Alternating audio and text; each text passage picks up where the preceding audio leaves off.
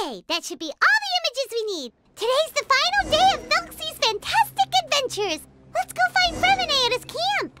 Let's head back and check with Lapine Pauline. Maybe she'll have an update for us.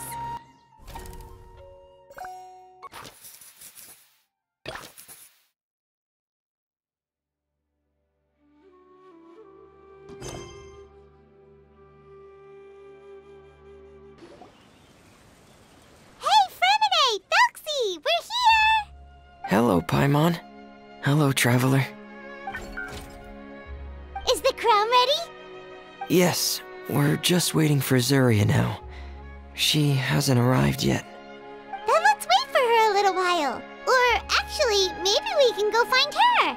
It's not too far from here anyway. Didn't she say she just lives on the hill over there? Hey, Traveler, Paimon. Oh, and speaking of... Found you two at long last. I'm so glad that you both are all right. Huh? Why are you here, Miss Delaroche? And what could have happened to us? What could have happened? That water imp Thelxie, of course. After I gave you that commission the other day, I began to get worried and went asking about the boy that went missing. Oh, that? We've got it all figured out now. The boy you heard about was just Fremine. Even the missing fish was his fault. Don't worry, we'll help you get the fish back as soon as we're done with this job. Oh, sorry about that. I've been diving in the area recently. Huh? What, Fremine? Diving? No, that's not what happened at all. I've heard a completely different account. What I was told is that about a month ago, a child tied a bunch of heavy seashells onto his body and walked into this open stretch of water. He never came back. What could that be if not that water imp's work? Are you sure? 100% sure. I've confirmed the account with several veteran fishermen I know. The child was only 8 years old. His name was Lescaut. Lescaut d'Estray. Wait, Lescaut d'Estray? Yeah, that's the name. They say the family took on the name after moving to the city from a place called Stray. Anyway, his mother is a pretty famous art dealer, while his father passed away from an accident many years ago. Well, naturally, his mother was devastated by the incident and fell terribly ill. It's said that she left the court of Fontaine, and no one knows where she's gone. It can't be, right? Lescaut d'Estray? Zuria d'Estray? It must be some sort of a coincidence? I'm sorry, miss. We've got to go check on something right now. Oh, I see. Well, you go on ahead. I just came to make sure that you're both all right. I'll head back then. Please remember to take care.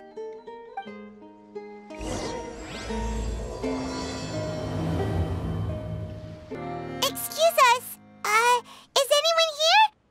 Is this Madame d'Estray's place? Who are you? I have a patient here who needs quiet bed rest. Please leave us be unless you have anything urgent to report.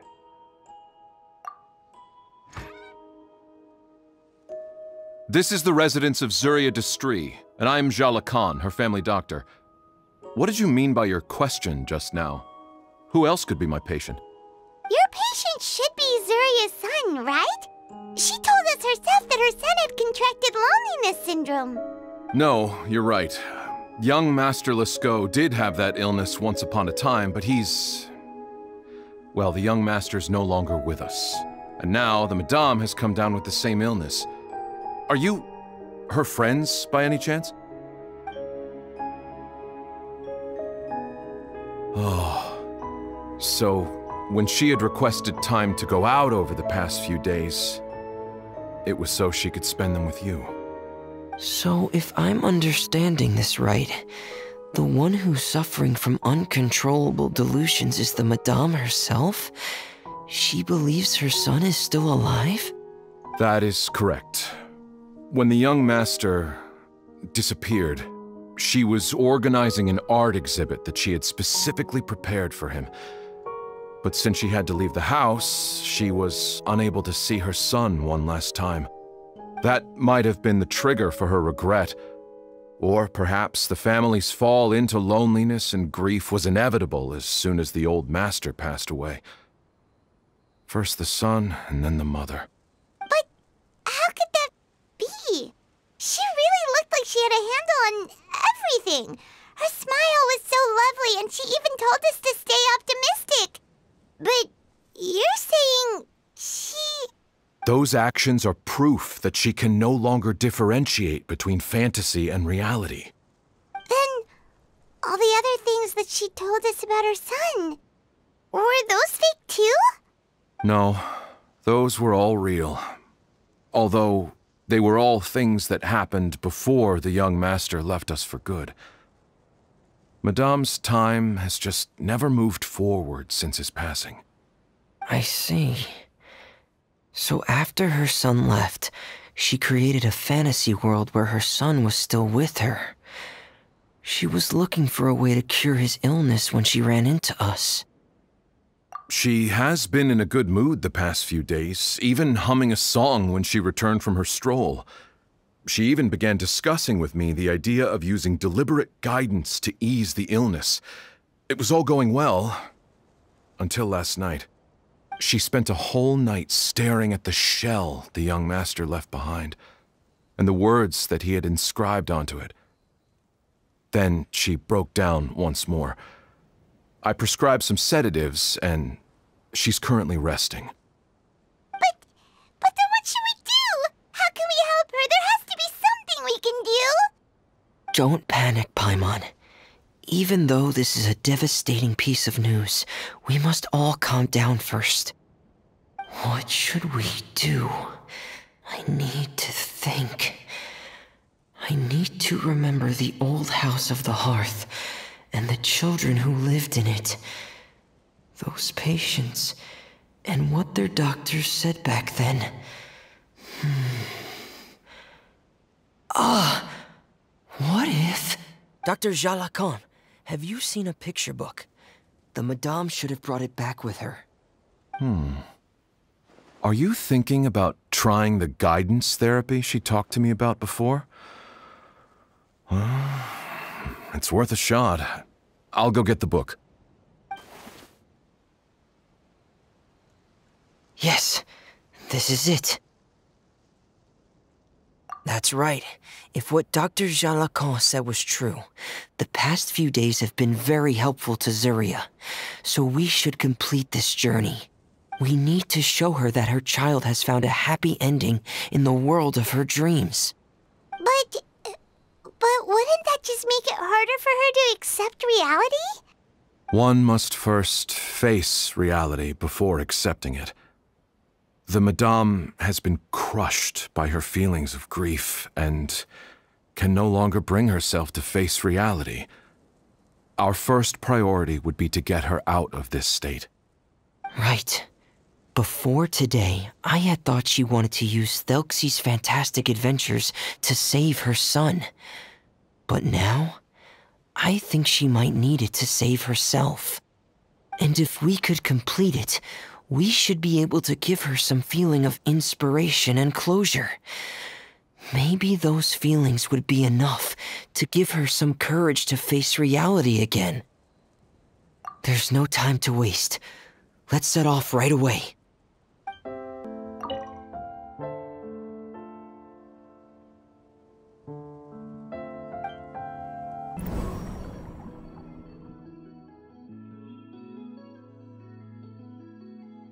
We're here again. This is the final part of Thelxie's journey, but the most important person is missing. Everyone, please don't be so down and gloomy. Remember what she told us? If we were to feel troubled, the patient would become anxious as well. You're right. Paimon needs to smile. If we have to give something to Zuria, it should be our smiles. We have to keep smiling as we finish this adventure. And then she'll be able to recover, right, everyone? Yeah, I'm sure she will. Oh! Be careful, brave adventurers! Here come the evil monsters that stole the crown! They're... the deep-sea Cyclops! Let's beat them up! Watch out, everyone! They're coming at us again! There's no need to fear! Prince Thelxie looks stronger than ever today! He must be going all out! Rebuild! Oh, this is the final enemy, right? We'll reclaim the crown for you now, Your Highness! I'm sorry. I have to go. I made a promise to my friends, and I'm already very late. But, Madame, you're still... Don't try to stop me! Today's the most important day for treating Thelxie. We'll use the guidance method. Didn't you also say that you think it'd work? I'm not trying to stop you, Madame. It's just... Could you tell me the name of your child? Dr. Jalacan, how can you forget the name of your own patient? His name is Thelxie. He's the prince of the kingdom of water imps. We will go today to reclaim his crown and attend his coronation ceremony. I see. Madame, please rest assured, everything is still on schedule. Your friends have already departed to find... Wait, look. They've already returned. Zuria! Zuria! We've retrieved the crown! Paimon, everyone, have you really? Yes, but the coronation ceremony still hasn't taken place, because we felt like you should be the one to preside over it. Wonderful! How wonderful! Thelxie, my child, are you hearing this? Everything you lost will now come back to you, and soon, very soon, you will never be lonely again. And the last page of the picture book. It's still waiting for you to illustrate in color. Right, the picture book. But I don't know what I should put on the last page. Don't worry, Thelxie and his friends all know what should go on it. Get ready, Zuria. We'll describe everything for you. Okay. At last, Thelxie and his friends were able to drive off the final invading monsters and achieve a dashing victory. Their success was complete, and the recovered crown resplendent. The water imps, finally returning to their homes, showered the prince with love and applause as he greeted them. They once again offered their precious shells to the prince and reconstructed the rainbow bridge of old. As he watched the scene unfold, the prince could not help but be touched by its beauty. Moved by everyone's happiness, the prince stepped onto the rainbow bridge and took a good look at all the friends who had gone on the journey with him. There stood the traveler, Goddess Paimon, Fremine, and... Where's the last person? The prince looked frantically around, but could not find the person he wanted to see most.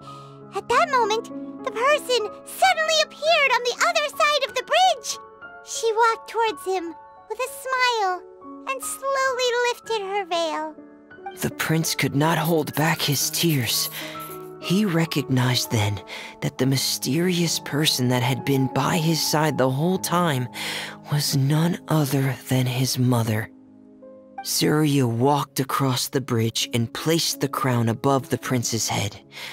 She smiled down upon him as she said, "My prince, my king, you shall never, ever need to feel lonely again." That's the end of the story, Zuria. Thank you. Thank you all. I am so sorry, my child. Maman should have spent more time with you. Did you hear the story? You'll never have to feel lonely again.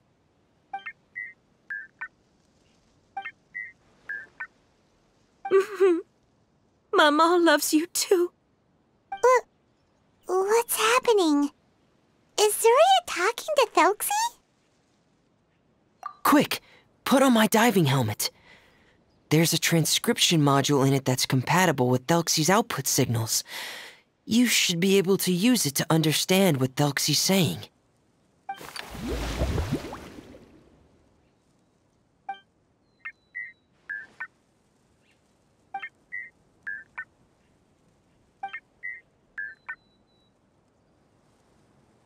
Mama loves you too.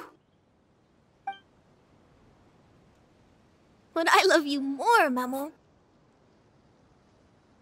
What? Did you see something? Maman, I'm getting a little sleepy. If it's time for bed, can you hum a lullaby to me again? Of course, my dearest child.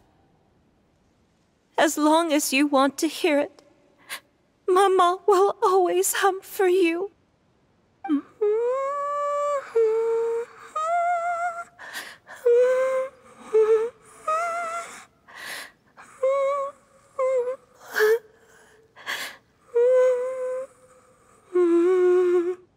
Thank you, Maman. Your lullaby has always been my favorite. Now that I've heard it, I can return to my dream and to the kingdom of water imps in peace. My poor darling. Please don't forget. I will always love you. My love is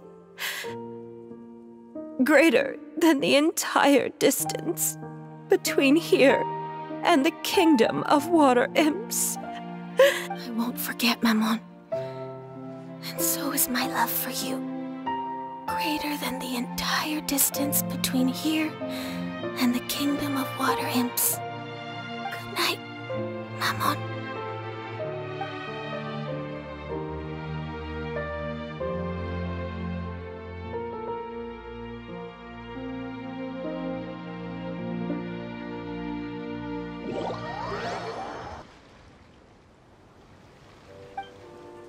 Traveler, Paimon, you're here. Fremine! Why did you call us in such a hurry? Did you hear something from Zuria? Oh, if it's not good news, Paimon doesn't want to hear it! Don't worry, it's definitely great news. The Madame came here for a visit just now with her doctor. Color has returned to her cheeks, and she sounded full of energy as well.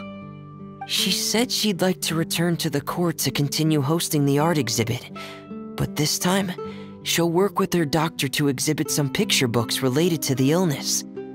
Of course, Thelxie's fantastic adventures and the guidance therapy will be included in the exhibit as well. She'd like to use her experience to help others. That's wonderful! So it wasn't bad news after all. Here, please take this picture book with you. The Madame wanted you to have it. If at some point in the future you were to run into someone with similar troubles, she hopes the book would be of use to you.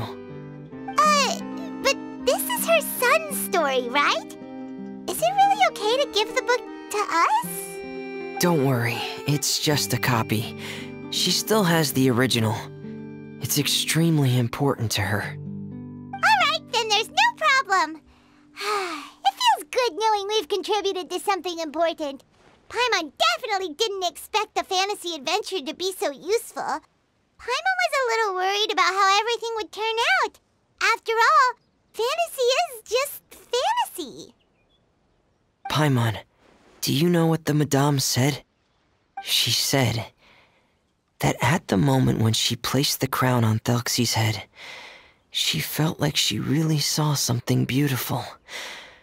Her child had returned, and he told her that he loved her. She also said that was when she was finally able to bid farewell to her son.